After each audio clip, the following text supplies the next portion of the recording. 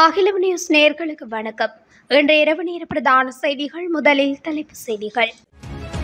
இலங்கை மாணவர்களுக்கு வெளிநாட்டு பல்கலைக்கழகங்களில் பயில வாய்ப்பு. அக்டோபரில் நாடாளுமன்றத்தில் சமர்ப்பிக்கப்படவுள்ள 2026 வரவு செலவு திட்டம்.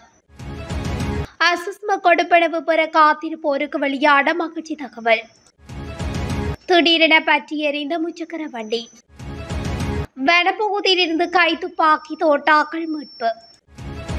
இன்று முதல் இலங்கையில் எலான் மஸ்கின் ஸ்டார்லிங் இணைய சேவை. சொகுசு பஸ் லோரியில் மோதி கோர விபத்து. ஆபாச வார்த்தை பயன்படுத்தினால் கடும் நடவடிக்கை. தொடர்பென விரிவான செய்திகள். இலங்கை கல்வி பொதுதராதர பத்திர உயர்தர பரீட்சையில் திறமையான தேர்ச்சியை பெறுகின்ற மாணவர்கள் தமது முதலாவது பட்டப்படிப்பை வெளிநாட்டு பல்கலைக்கழகங்களில் பயில்வதற்கான வாய்ப்பை அரசாங்கம் ஏற்படுத்தி கொடுத்துள்ளது. குறித்த புலமை பரிசிலை வழங்கும் வேலைத்திட்டத்தை நடைமுறைப்படுத்துவதற்காக 2025 ஆண்டு பாதீட்டு திட்ட யோசனை மூலம் 200 மில்லியன் ரூபாய் ஒதுக்கப்பட்டுள்ளது. இதன்படி சர்வதேச தரப்படுத்தல் குறிகாட்டிகளில் முதல் 500 இடங்களை பிடித்துள்ள ஆங்கில மொழியில் கற்பித்தல்களை மேற்கொள்கின்ற வெளிநாட்டு பல்கலைக்கழகங்களில் 4 ஆண்டுகள் பட்டப்படிப்புகளை பூர்த்தி செய்வதற்கு புலமை பரிசல்களை வழங்க அரசாங்கம் திட்டமிட்டுள்ளது. முதலாம் கட்டத்தின் கீழ் 2025 ஆண்டுக்காக 20 தொடக்கம் 50 மாணவர்களை தெரிவு செய்வதற்கு தீர்மானிக்கப்பட்டுள்ளது. இதன்படி கல்வி, உயர்கல்வி மற்றும் தொழிற்கல்வி அமைச்சராக இலங்கை பிரதமர் கலாநிதி ஹரணி அமரசூரிய சமர்ப்பித்த யோசனைக்கு அமைச்சரவை அங்கீகாரம் வழங்கியுள்ளது. 2026 ஆண்டுக்கான ஒதுக்கீட்டு சட்ட மூலத்தை எதிர்வரும் அக்டோபர் மாதத்தில் நாடாளுமன்றத்தில் சமர்ப்பிப்பதற்கு அமைச்சரவை அங்கீகாரம் வழங்கியுள்ளது. உற்பத்தி, பொருளாதாரம் மற்றும் அனைவரையும் பொருளாதார அபிவிருத்தியில் பங்கெடுக்க செய்தல் எனும் தொனிப்பொருளை அடிப்படையாக கொண்டு 2026 தொடக்கம் 2030 அரச நிதி சட்டகம் மற்றும் அரச நிதி மூலோபாய கூட்டு மற்றும் தேசிய கொள்கை சட்டகமான செழிப்பான நாடு அழகான வாழ்வு எனும் கொள்கை சட்டத்துக்கு அமைய 2026 ஆண்டுக்கான வரவு செலவு திட்டம் தயாரிப்பதற்கு எதிர்பார்க்கப்படுகின்றது. 2026 ஆண்டுக்கான வரவு செலவு திட்டத்தை தயாரிக்கும் போது தேசிய கொள்கை சட்டகத்தில் உட்சேர்க்கப்பட்டுள்ள முன்னுரிமைகள் மற்றும் கிராமிய அபிவிருத்தி தொடக்க முயற்சிகளுக்கு முன்னுரிமை அளிப்பதற்கு எதிர்பார்க்கப்படுகின்றது. 2024 ஆண்டின் 44 இலக்க நிதி முகாமைத்துவ சட்டத்தின் ஏற்பாடுகள் மற்றும் அரச கொள்கை பிரகடனத்துக்கு அமைய அமைச்சுக்களின் விடயதானங்களின் கீழ் அந்தந்த அமைச்சுக்கள் அடையாளம் கண்டுள்ள கருத்திட்டங்கள் மற்றும் வேலைத்திட்டங்களை நடைமுறைப்படுத்துவதற்கு தேவையான நிதி ஒதுக்கீடுகளை மேற்கொள்வதற்கு அனைத்து அமைச்சுக்களிடமிருந்தும் முன்மொழிவுகள் பெற்றுக்கொள்ளப்பட உள்ளது. அதுக்கமைய 2026 ஆண்டுக்கான ஒதுக்கீட்டு சட்டமூலத்தை 2025 அக்டோபர் மாதம் நாடாளுமன்றத்தில் சமர்ப்பித்து அதன் 2ஆம் வாசிப்பு 2025 நவம்பர் மாதத்தில் நடாத்துவதற்கும் எதிர்பார்க்கப்பட்டுள்ளது. அஸ்விஸ்மென் நலத்திட்டத்தின் 2ஆம் கட்டத்துக்கான தகுதியான பயனாளிகளின் பட்டியல் அறிவிக்கப்பட்டுள்ளது. தொடர்புடைய பட்டியல் அனைத்து பிரதேச செயலகங்கள் மற்றும் கிராம அலுவலர் அலுவலகங்களிலும் அறிவிப்பு பலகைகளில் காட்சிப்படுத்தப்பட்டுள்ளது. அத்துடன் குறித்த பட்டியல் நலன்புரி சபையின் அதிகாரப்பூர்வ வலைதளமான www.wbp.government.lk வெளியிடப்பட்டுள்ளது. 2ஆம் கட்டத்திற்கான தகவல் சேகரிப்பின் போது வழங்கப்பட்ட தகவல்களில் ஏதேனும் பிழை அல்லது முரண்பாடுகள் இருந்தால் விண்ணப்பதாரர்கள் மற்றும் தகுதியான பயனாளிகளின் பட்டியலில் பெயர் குறிப்பிடப்படவில்லை என்றால் அவர்கள் மேல்முறையீடு செய்யலாம். மேல்முறையீடு செய்வதற்கு முன் அனைத்து மேல்முறையீடு செய்பவர்களும் IWMS தரவுத்தளத்தை அணுகி வீட்டு தகவல் சேகரிப்பின் போது அவர்களின் குடும்பம் குறித்து வழங்கப்பட்ட தகவல்களையும் கண்காணிக்க வேண்டும்.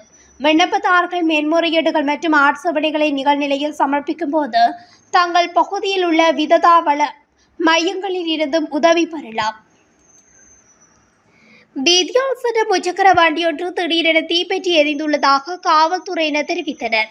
குறித்த சம்பவம் இன்று பகல் கேவாஹேட் நகரிலிருந்து மூக்குலோயா பகுதியில் இடம்பெற்றுள்ளது. கேவாஹேட் நகரில் வாடகைக்கு மக்களை ஏற்றிக்கொண்டு சென்ற முச்சக்கர வண்டி ரூக்வுட் தோட்ட பகுதியில் திடீரென தீப்பற்றி எரிந்துள்ளது. முச்சக்கர வண்டியில் உள்ள மின் இணைப்புகளில் ஏற்பட்ட கோளாறு காரணமாக இவ்வாறு தீப்பற்றி எரிந்திருக்கலாம் என்று சந்தேகிக்கப்படுகிறது. சம்பவம் தொடர்பில் மேலதிக விசாரணைகளை ரிக்கில கஸ்கட காவல்துறையினர் மேற்கொண்டு வருகின்றனர். கம்பகாவில் கந்தானை போலீஸ் பிரிவுக்குட்பட்ட கந்தவள பிரதேசத்தில் உள்ள வனப்பகுதியிலிருந்து கைத்துப்பாக்கி மற்றும் 4 தோட்டாக்கள் நீர்கொழும்பு போலீஸ் குற்றப்புலனாய்வு பிரிவினரால் செவ்வாய்க்கிழமை கைப்பற்றப்பட்டுள்ளன. நீர்கொழும்பு போலீஸ் குற்றப்புலனாய்வு பிரிவினருக்கு கிடைத்த தகவலின் அடிப்படையில் மேற்கொள்ளப்பட்ட சோதனையில் இந்த கைத்துப்பாக்கி மற்றும் தோட்டாக்கள் கைப்பற்றப்பட்டுள்ளன. கைப்பற்றப்பட்ட கைத்துப்பாக்கி மற்றும் தோட்டாக்கள் வெளிநாட்டில் தயாரிக்கப்பட்டவை எனவும் சம்பவம் தொடர்பில் எவரும் கைது செய்யப்படவில்லை என்றும் போலீசார் தெரிவித்தனர். மேலதிக விசாரணைகளை நீர்கொழும்பு போலீஸ் குற்றப்புலனாய்வு பிரிவினர் மேற்கொண்டு வருகின்றனர். இன்று முதல் ஸ்டார்லிங் இணைய சேவையை இலங்கையில் பெற்றுக்கொள்ளலாம் என ஸ்பேஸ் எக்ஸ் உரிமையாளர் எலான் மஸ்க் தெரிவித்துள்ளார். ஸ்டார்லிங் இணைய சேவை அதிவேகமாக செய்யப்படக்கூடியது எனவும் இலங்கையில் உள்ளவர்கள் இந்த சேவையை பெற்றுக்கொள்வதற்கான கட்டண முறைகளும் வெளியிடப்பட்டுள்ளது. ஸ்டார்லிங் என்பது எலான் மஸ்கின் ஸ்பேஸ் எக்ஸ் நிறுவனத்தால் வழங்கப்படும் ஒரு செயற்கைக்கோள் அடிப்படையிலான இணைய சேவை என்பது குறிப்பிடத்தக்கது. தென்னிலங்கை மத்திய அதிவேக நெடுஞ்சாலையில் 76.5 கிலோமீட்டர் மைல்கள் அருகில் இடம்பெற்ற விபத்தில் ஒருவர் உயிரிழந்துள்ளதுடன் மேலும் 7 பேர் காயமடைந்துள்ளதாக போலீசார் தெரிவித்தனர். இந்த விபத்து இன்று அதிகாலை இடம்பெற்றுள்ளது. சொகுசு பஸ் ஒன்று மோட்டார் சைக்கிள்களை ஏற்றிச் சென்ற லொரியொன்றின் பின்புறத்தில் மோதியதில் இந்த விபத்து இடம்பெற்றுள்ளதாக போலீசார் தெரிவித்தனர். விபத்தின் போது சொகுசு பஸ்ஸில் பயணித்த ஒருவர் உயிரிழந்துள்ளதுடன் மேலும் 7 பேர் காயமடைந்துள்ளனர். விபத்தில் காயமடைந்தவர்கள் சிகிச்சைக்காக வைத்தியசாலையில் அனுமதிக்கப்பட்டுள்ளதாகவும் விபத்து தொடர்பில் போலீசார் விசாரணைகளை மேற்கொண்டு வருகின்றனர். இலங்கை போலீஸ் உத்தியோகபூர்வ முகநூல் பக்கத்தில் ஆபாச வார்த்தைகளை பயன்படுத்தி கருத்து தெரிவிப்பவர்களுக்கு எதிராக நடவடிக்கை எடுக்கப்படும் என தெரிவித்துள்ளது. பொதுமக்களின் கருத்துக்கள் மற்றும் விமர்சனங்களை கவனத்தில் கொண்டு இது தொடர்பாக தேவையான நடவடிக்கைகளை போலீஸ் செயல்படுத்துவதாக போலீஸ் பிரிவு ஒரு அறிவிப்பை வெளியிட்டுள்ளது. ஆகவே இலங்கை போலீசின் உத்தியோகபூர்வ முகநூல் பக்கத்தில் பொதுமக்கள் தங்கள் கருத்துக்களை பகிர்ந்து கொள்ள கண்ணியமான மொழியை பயன்படுத்துமாறு போலீஸ் திணைக்களம் கேட்டுக்கொண்டுள்ளது. ஆபாச வார்த்தைகளை பயன்படுத்துவது கருத்து தெரிவிப்பவரின் குணத்தை மட்டுமே சேதப்படுத்தும் என்று சுட்டிக்காட்டிய போலீஸ் திணைக்களம் எதிர்காலத்தில் அத்தகைய நபர்கள் மீது நடவடிக்கை எடுக்கப்படும் என்று எச்சரித்துள்ளது. இத்துடன் அகிலம் நியூஸின் இன்றைய இரவு நேர பிரதான செய்திகள் நிறைவடைகின்றன. தொடர்ச்சியாக செய்திகளை அறிந்து கொள்ள அகிலம் நியூஸ் ஊடகத்துடன் இணைந்திருங்கள். நன்றி, வணக்கம். அகிலம், மாற்றத்திற்கான மக்கள் குரல். இந்த வீடியோ பிடிச்சிருந்தா லைக் பண்ணுங்க, கமெண்ட் பண்ணுங்க, ஷேர் பண்ணுங்க. மறக்காம கீழே இருக்க பெல் ஐகானை கிளிக் பண்ணுங்க.